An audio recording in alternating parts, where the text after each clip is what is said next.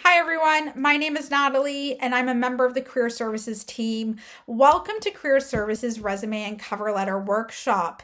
It's my absolute pleasure to be your workshop facilitator today and to guide you through crafting a marketable and polished resume and cover letter that you can use to apply to your next professional experience. In this workshop, I will provide an overview of the Career Services Office.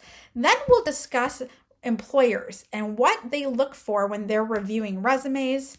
Then we'll go into resume writing and explore different resume styles and sections you can put on your resume. Next, we'll review the SAR formula and discuss how to write accomplishment-based statements to articulate your transferable skills and experiences on your resume. We'll then move on from resumes and review the importance of cover letters and how to write a marketable cover letter to accompany your resume.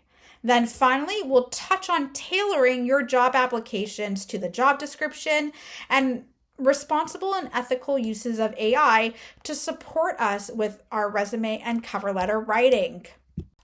Looking at the learning objectives for this workshop, by the end, you'll be able to identify the resume style that best highlights your skills and experience, develop the ability to format a targeted resume for a specific position and for a specific organization, discover how to identify and best market your transferable skills, learn how to write accomplishment-based statements for job applications, and identify the purpose and sections of a cover letter. Let's start with discussing Career Services, a career development support service for students and alumni. Career Services is located in 401 Torrey Building and is open Monday to Friday from 8:30 a.m. till 4:30 p.m. Students and alumni are welcome to book an appointment with us using their My Success account or attend our drop-in hours from 1 p.m. till 4 p.m. However, the last appointment is given at 3:30. You are also welcome to connect with us by giving us a call, sending us an email, or using the live chat feature on our website. Students come to visit us for a wide variety of career development support services. Our most popular service is our cover letter and resume review service.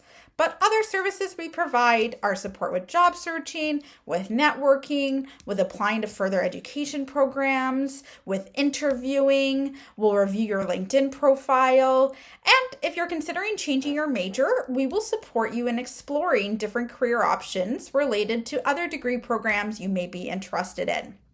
We can also explore career options and pathways based on your current degree program, but they're also suited to your career goals, your interests, your values, and your skills. Let's talk about employers. What are employers looking for? They're looking to make sure that you're able to do the job, that you possess the competencies and skills that they're looking for, but they're also looking to make sure you are going to love the job, that you have a high interest in what the employer specializes in and in terms of what their mission, vision, and values are. They're also making sure that you can work with them and that they can work with you. The purpose of a resume is to present a clear, concise summary of your qualifications to potential employers. There are key points to know about writing an effective resume that addresses the employer's needs and proves you can do the job. Before we go deeper into resume writing, it's really important to know there are some key differences between a resume and a CV. Sometimes you'll hear employers say, send me your CV, but what they really mean is to send your resume, as there are some key differences between a resume and a CV.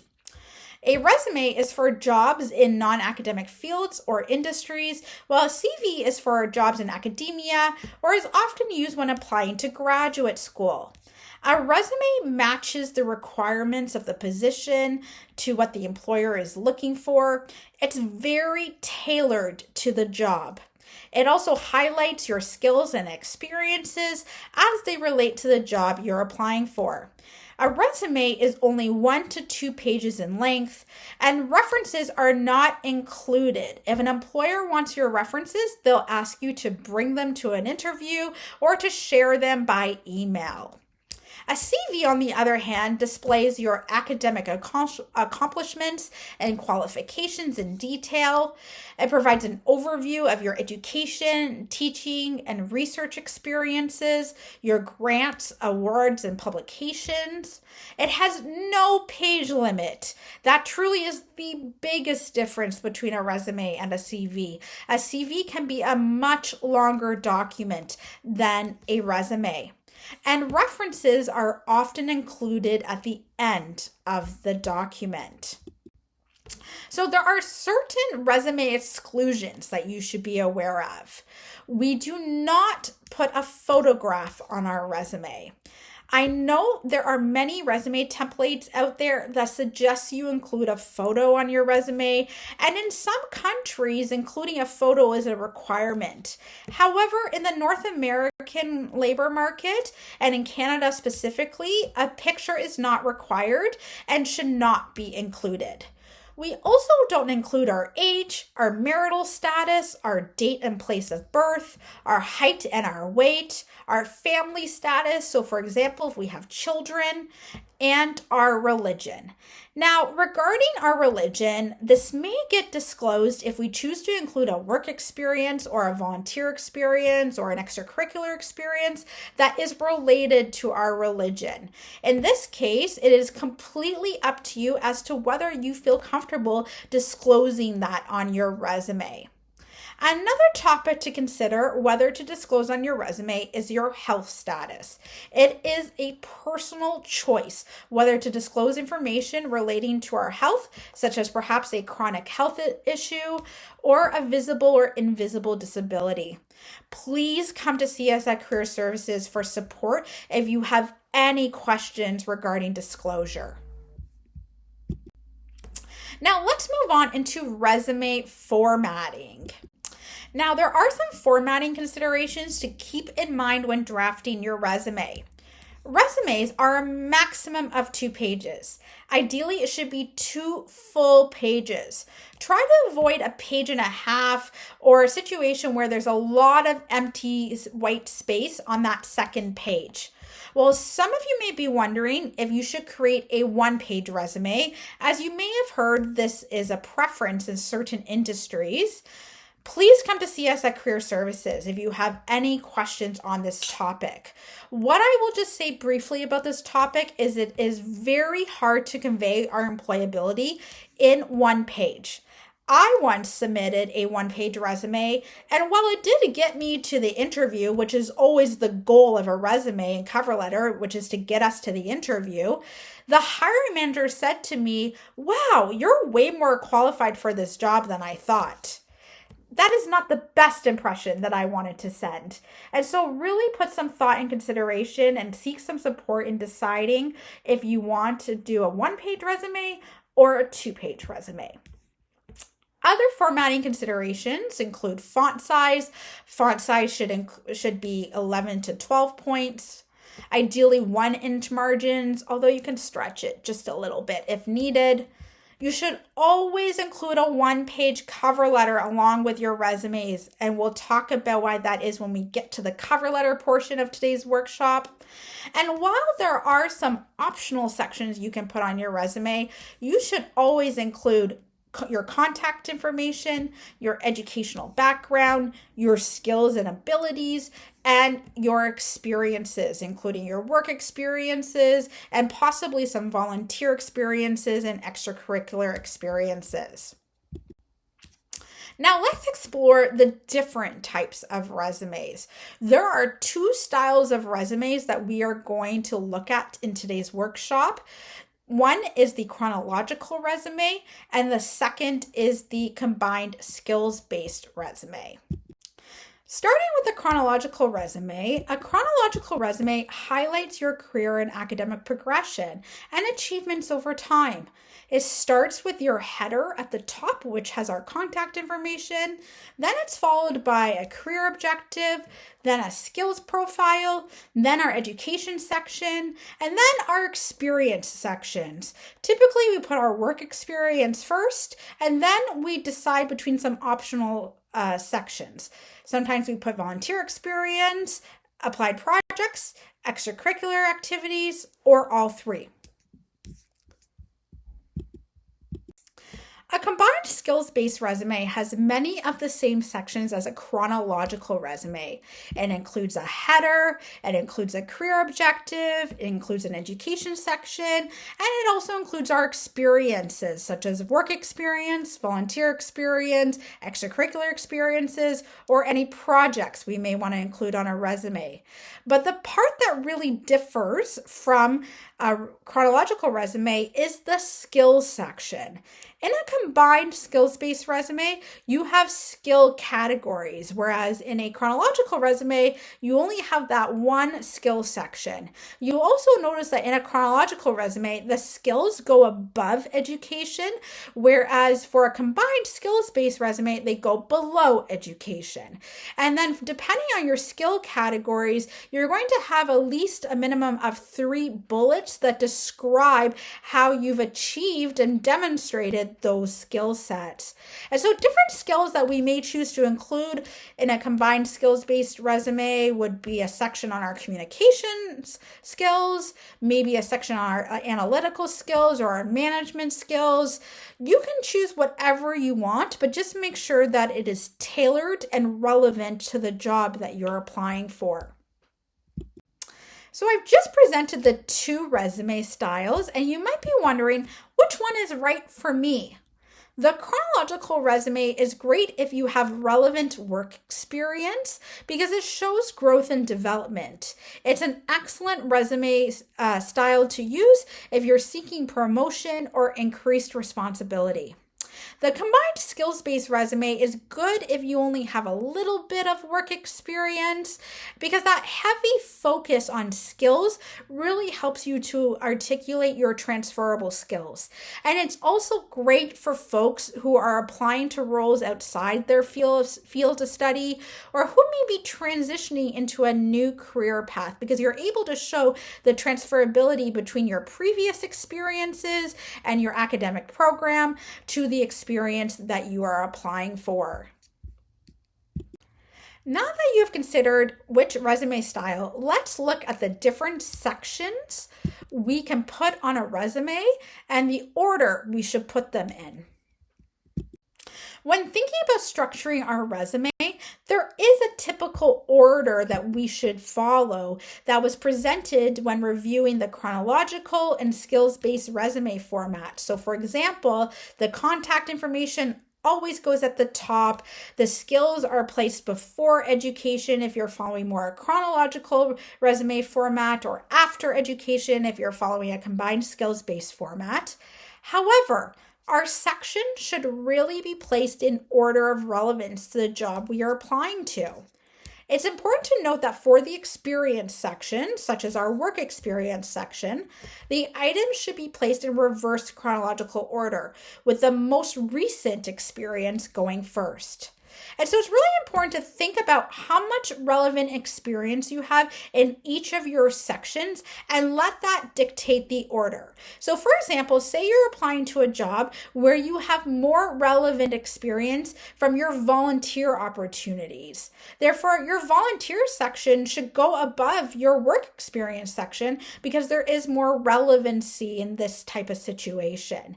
If you need help deciding which sections should go where, which sections you should place first, please come see us at Career Services so we can help you with that. The contact header should always be at the top of our resume. It should include our full name, ideally our legal name, but if you'd like to include both your legal name and your preferred name, you could put your preferred name in bracket. Or just put your preferred name, whatever you decide to do. If you put your preferred name, then make sure in all correspondence with the employer that you use that preferred name so there is no confusion. Then you could put your city and province. New resume trends say now that you don't need to put your city and province or the location that you reside. Prior, we used to put our home address. You don't need to do that at all anymore. And even the city province is optional. And so it's really up to you if you wish to disclose where you reside. It's not mandatory. The thing that is mandatory, though, to include is a way for the employer to contact you. So please include a phone number and an email address, or just an email address, just some way for the employer to contact you if they wish to invite you to an interview. Then you could also include a LinkedIn URL or a URL to a portfolio if you wish. So the contact header is where you can be a little bit creative. You can use a little bit of a more fun font or a different font than the rest of your resume. This is where you can show a little bit about your style and personality. I don't recommend using really bold colors or really bright colors. If you do want to use a color for your header, make sure it's dark and neutral, but you could decide to use some color where maybe in other sections of your resume you wouldn't. Please make sure to use an email address that is professional and appropriate. You can use your Carleton CMail address. You do get access to your Carleton email even after you graduate from Carleton, so you could include that if you wish. And only include your LinkedIn if it is updated and you are comfortable with employers seeing your profile. Another optional section is the career objective. And so I understand, I showed you the chronological resume template and the combined skills-based template, and we list the career objective. But if you are submitting a cover letter along with your resume, you really don't need to submit a career objective because all that information will be in your cover letter and it just takes up some valuable space on your resume. But if you do want to include a career objective, even if you're including a cover letter, the way that you would do it is that you would highlight briefly the key skills, training, experiences relevant to the position. And you could also include a career goal or aspirations or motivations and passions for the specific industry or position that you're applying to. The highlighted qualifications or skills profile, as it's also known, is for a chronological resume. And what it is a section on your resume that lists 5 to 7 skills that are tailored to the job that you're applying to. Think of it like a table of contents based off your education and experience sections in your resume. The order of bullets within your highlighted qualifications or skills profile also matters. Remember, an employer reads your resume from top to bottom and they only spend about 30 seconds reviewing it. Therefore, in each section of your resume, you want to make sure that the most crucial and relevant experience is at the top of each section. So let me give you an example. Say you're applying for a customer service related job and you have experience in the customer service industry and you have a host of skills related to providing customer service, then that information should be in either your first or second bullet, somewhere towards the top of this section. The skills profile or highlighted qualifications is also where you could state your language proficiency. So if you are fluent in particular languages, this is where you could state that information. So you would state which language and your level of fluency. Is it basic, intermediate, or fluent? And you would also indicate, is it fluent for oral speaking, writing, reading, or comprehension? Then let's move on to the skills profile, which is used for a combined skills-based resume. Use subheadings to divide your skills categories, and traditionally we use 2 to 3 skill categories. Include skills gained from a variety of different experiences, so whether they be volunteer experiences, our coursework, our professional experiences, and under each subheading, so each skill category, include a minimum of 3 bullet points. We refer to those as SAR statements, which we'll get into in a little bit. Those 3 bullet points should showcase the use of your skills. Now let's move along to the education section of a resume. In this section, we would list all of our relevant post-secondary education. We would include the degree title, the program name, followed by the name of the post-secondary institution and the institution's location.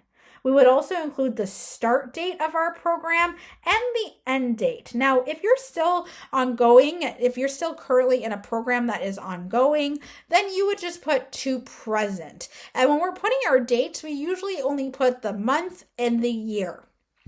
Now, some optional items that you could list under each educational experience are relevant courses, our final year project or thesis title, and any scholarships, awards, and honors. But if you have more than 3 scholarships, awards, and honors, consider creating an awards and honors section. You do not include your high school experience on your resume. Employers are more focused on your most recent educational experiences and tend to put more weight on our post-secondary education. Including high school can take up space on our resume that would be better used for our other sections, our skills, our experiences, or our accomplishments. And also, when we put our post-secondary education, it assumes that we've completed high school because we wouldn't be able to get to university if we did not complete high school. So including high school on our resume would be redundant. After education, we typically list our professional experiences. Most folks start with their work experience, but it will depend on the job that you're applying for. If you have more relevant volunteer experience, it may make sense to put that first and have it go above your work experience section. The formatting of our work experience and volunteer experience and extracurricular experience sections are the exact same. We include the position title, the organization's location, and a date range from which we started the experience to completed the experience. Now, if the experience is ongoing, then we would put the start date to present, just like we did for the education section. Then we will include some bullets. Those are our SAR statements that will describe our key activities, the skills we've gained, and our accomplishments. For each experience section, each role that we've had should go in reverse chronological order. However, say we have a work experience that we completed a few years ago that we want to profile first because it is more relevant than our current work experience. That technically should be listed first due to reverse chronological order. In that case, we can have 2 work experience sections. One that is listed as relevant work experience, and then the other section will be listed as other work experience. This will allow us to profile our most relevant work experience first. Remember that the employer reads a resume from top to bottom, which is why you want to ensure you highlight the most relevant aspects of your professional brand at the top of each section. Did you know that you could put projects on your resume? Projects are excellent to include on our resume because not only do they demonstrate our competencies, but they also show the employer the practicality to your project and how it's transferable to a workplace. Often projects we complete during our academic journey mirror projects that take place in the workplace, especially in terms of how they are organized, managed, and executed. This can help to show your career readiness and suitability for employment experiences that will require you to work on projects. There are some optional sections you could consider putting on your resume.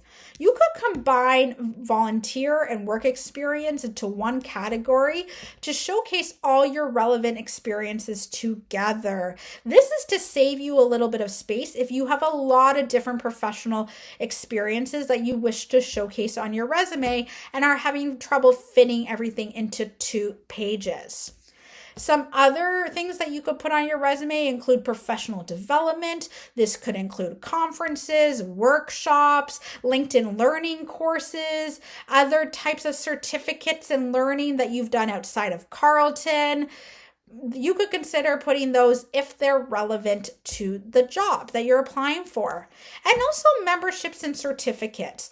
If you are a part of a professional association, you could include that on your resume if it is relevant to the industry that you are applying to.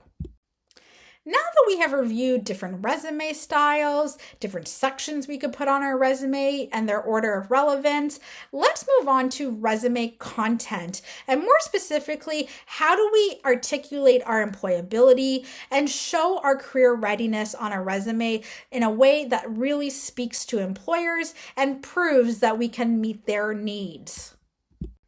Before writing your resume, it is important to reflect on the transferable skills gained during your professional and academic experiences. Transferable skills are defined as skills you gain in one situation that can be used in another situation. For example, skills you gain in the classroom that can also be used in a workplace. We often categorize skills as human skills, which are also known as soft skills, and technical skills, which are also known as hard skills. You should have both human and technical skills listed on your resume, as employers value both sets of skills, and it will make you a more well-rounded job candidate for any employment opportunity. Carleton has 10 career competencies that we know that you're gaining throughout your academic journey. They include career management, communication, community engagement, digital literacy, discipline-specific knowledge, diversity and intercultural awareness, innovation and collaboration, leadership, research and analysis, and professionalism and work ethic. For definitions of each competencies and their transferable skills, please visit our Career Services website. Two excellent resources for identifying your skills includes Your Degree, Your Future, which is an online tool provided by Carleton that helps you explore the different kind of skills typically developed in your specific degree program. It's a great starting point to see how your academic path aligns with your career competencies. The second tool is our course syllabuses. The course syllabus is an excellent resource. Don't overlook it. The learning objective and outcomes listed in your syllabus are gold mines for identifying skills. They tell you exactly what you're expected to learn and demonstrate. For example, it could be critical thinking skills, research skills, or collaboration skills. Another great place is to look at the assignments listed in your course syllabus. They also give you some insights into the skills you're developing throughout the course. The best method for articulating our employability on our resume is through the use of SAR statements. SAR statements will help us to demonstrate the transferability of our skills and our experiences. We have a saying when it comes to articulating our employability on our resume: show me, don't tell me. We use SAR statements to show an employer how we have developed our employability instead of just telling them. Telling them would be writing on our resume, I have great communication skills. Wonderful. But what does that really mean? Communication is so broad. It can mean a variety of different things, and you never want an employer to have to guess or assume. If you do so, they may assume something that undersells your level of experience or the complexities of your work. SAR statements are an effective way to communicate examples of skills and professional experiences on our resume because they allow you to identify the situation, what was the task at hand, the action, what did you do, and the result, what did you accomplish or learn. While SAR stands for situation, action, result, we actually start with the action verb when drafting our statements, not the situation. Using an example from working as a TA, the situation would be worked as a TA for an introductory psychology course, or it could be any course on campus. The action would be led review sessions, graded assignments, and provided academic support to students. The result would be helped improve student exam scores and developed strong teaching and mentoring skills. So how do we take all that information and put it into a SAR statement? We would start with the action. So the action is led review sessions, graded assignments, and provided academic support in an introductory psychology course. That's the situation, which helped improve student exam scores and developed strong teaching and mentoring skills. So let's review some other examples. So again, if we look at that telling versus showing, telling the employer would be just to put on our resume strong leadership skills. But that's not effective, because if we were to just put that on our resume, do you think the employer is going to know what we mean? Leadership is so broad. We could be doing tremendous things to be able to demonstrate our leadership competencies. We could be doing a wide variety of things that the employer may not even think of. And we never want them to assume. So instead, we want to provide that example. We want to show them. So our example could be organized, that would be the action verb. A food drive event for the food center, that would be the situation.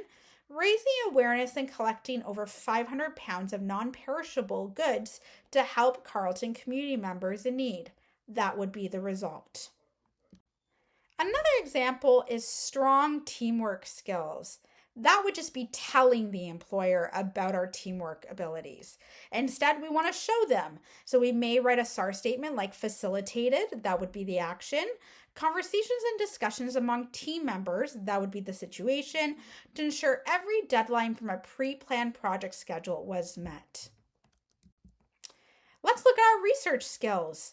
Saying strong research skills would just be telling the employer about our skills. Instead, we would put interviewed, that may be the action, subject matter experts over Zoom, that would be the situation, which resulted in collecting primary data for a group research project on the Canadian legal system.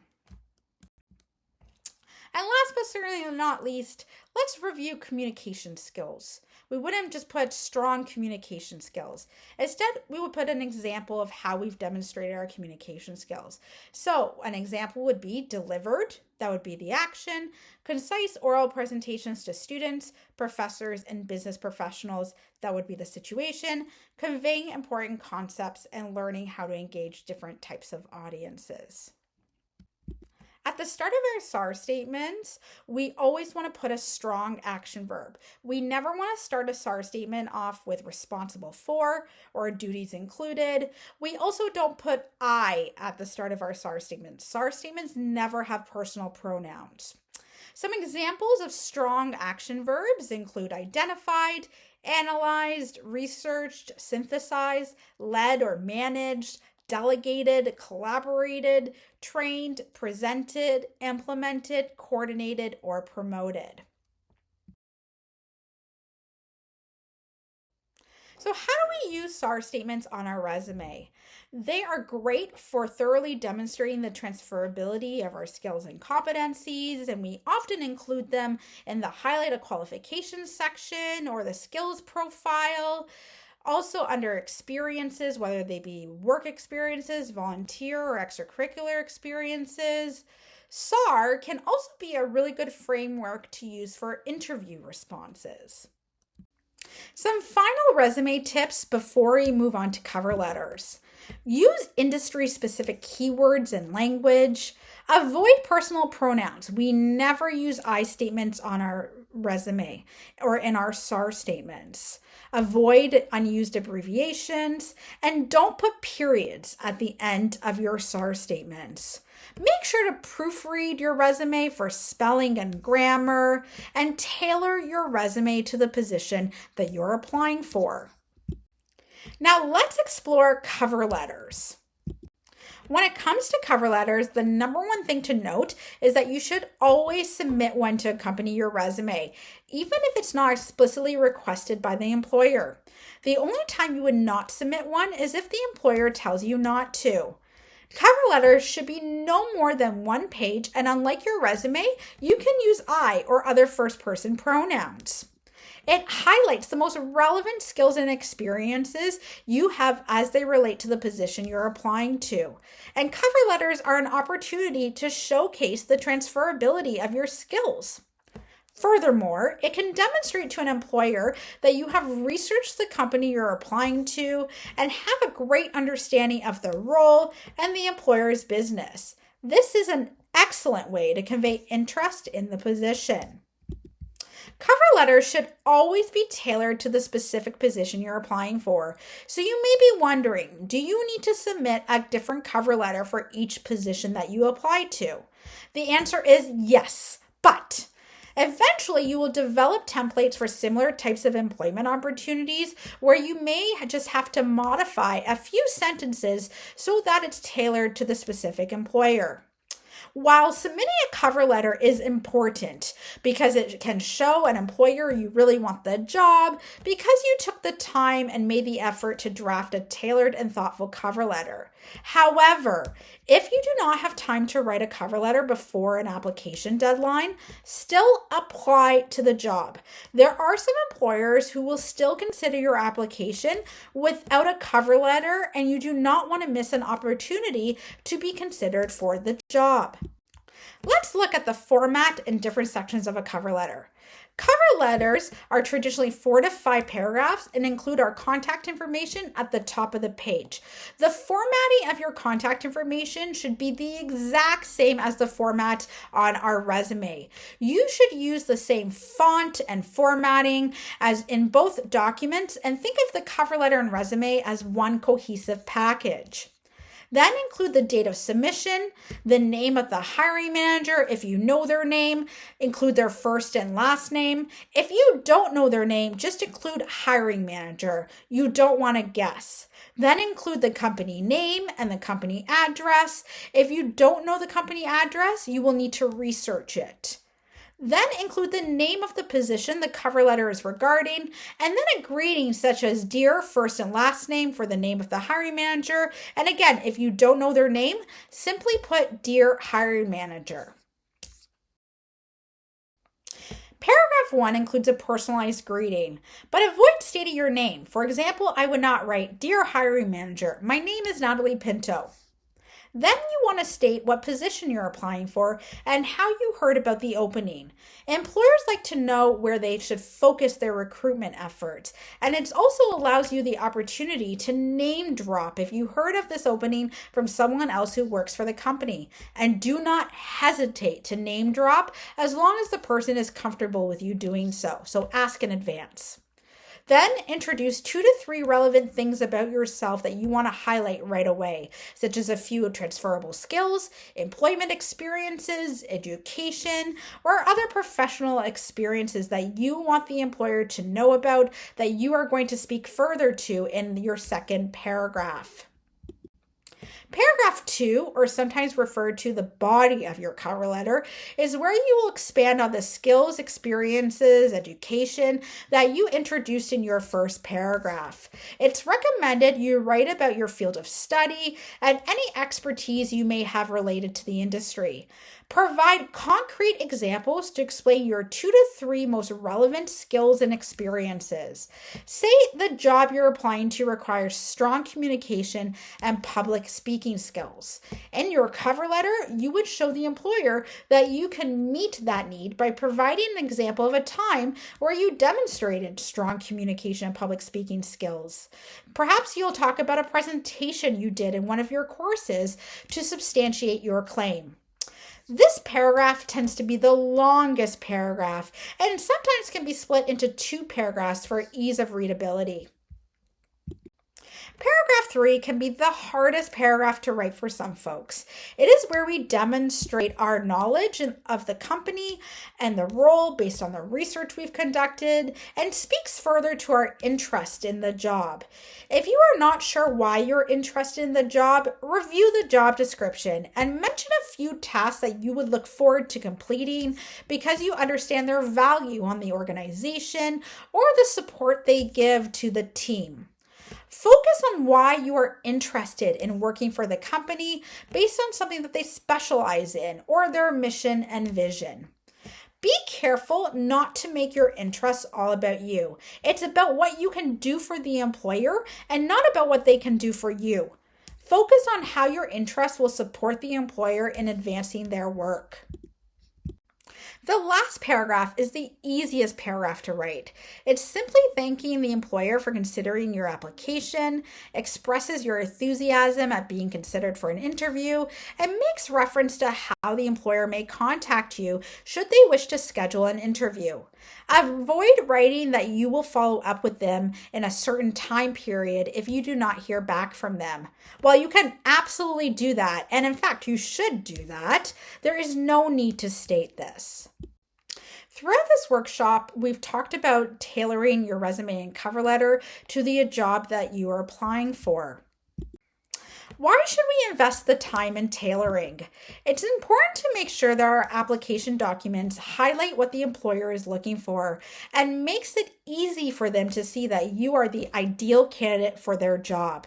They are often reviewing multiple applications and don't have time to guess if you're qualified. A strategy for tailoring your application documents is to identify keywords and skills and include them in your resume and cover letter. Including keywords from the job description in your application document is especially important in case the employer is using an applicant tracking software to do the first scan of your resume. ATS, which stands for Applicant Tracking Software, is a software application extensively used by recruiters and HR professionals to screen and organize candidate profiles during the hiring cycle. An employer can set numerous filters based on their requirements and assign weight to different filters and keywords. To ensure your resume passes the applicant tracking software, you want to do the following. Use simple formatting, use keywords from the job description, use a known format like a PDF, DocX, or Doc, and do not use embedded headers or footers. Here is an image of an ATS-friendly resume and one that is not ATS-friendly. The left-hand side of the image shows a resume with a green check mark to signal that it would likely get through the ATS scan. The resume on the right has a red X to signal that it likely would not pass. The resume that would pass looks very professional and polished, but is plain with no pictures and no columns. The resume that would not pass includes a picture, which we know we don't put on a resume anyway, columns, and some design elements such as a text box. This may prevent the software from accurately scanning the resume. Now let's talk about AI and career development. AI can be an extremely helpful tool to support us in our career development, but only when used ethically and responsibly. It can help us with our career exploration, with preparing our job applications, and with our interview preparation. It's very important that we use AI as a tool that will support us and that it not be relied on exclusively. You do not want to ask the AI tool to draft your resume for you and then submit that exact resume to an employer. Instead, you want to use it for idea generation, such as asking it to dissect the job description and identify some key skills required for the role. Be careful when using AI tools and make sure to do the following. Make sure to check responses for inaccurate information and include your own words in your job applications or in preparing your interview responses.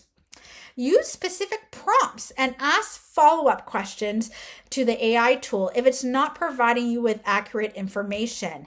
If it's providing you with inaccurate information, do not use it.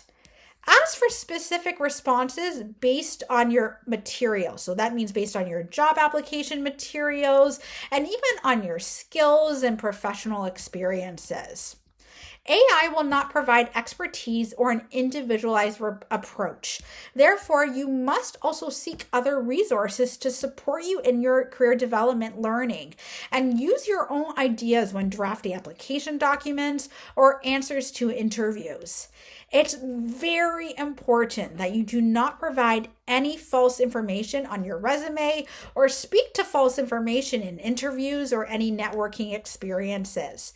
This could have large consequences to your career development.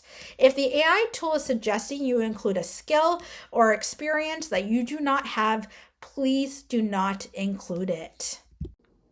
Here are a few prompts you can use to help you to prepare your application documents using an AI tool. Highlight the top 10 keywords in this job description, and then you would copy and paste the job description into the AI tool. Or name 5 transferable skills that are relevant to the industry that you're applying to. Or take my experience as a, and then you would insert your job title and identify which skills I should highlight if I'm looking to pivot into a role as a, and then you would put the title of the role and the company that you're looking to apply to, and copy and paste the job description and your resume if you wish and feel comfortable doing so.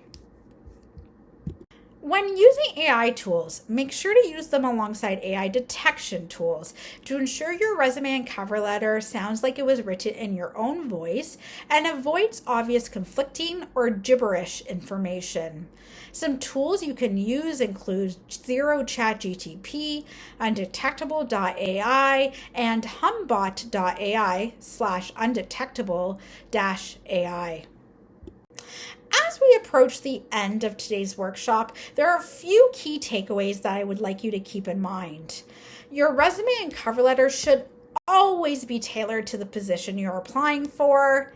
The job description is a great roadmap for what should be included and highlighted in your application documents. SAR statements will showcase your skill set in the best way. They're difficult to write and take practice. You may not get them upon the first try. You may find difficulty writing them in the second try, but you will, with practice, get better and better at writing them. And visit us at Career Services for personalized support with your resume and cover letter. You can also visit our Career Services website for many resources that will support you in drafting your resume and cover letter and with other aspects of your career development.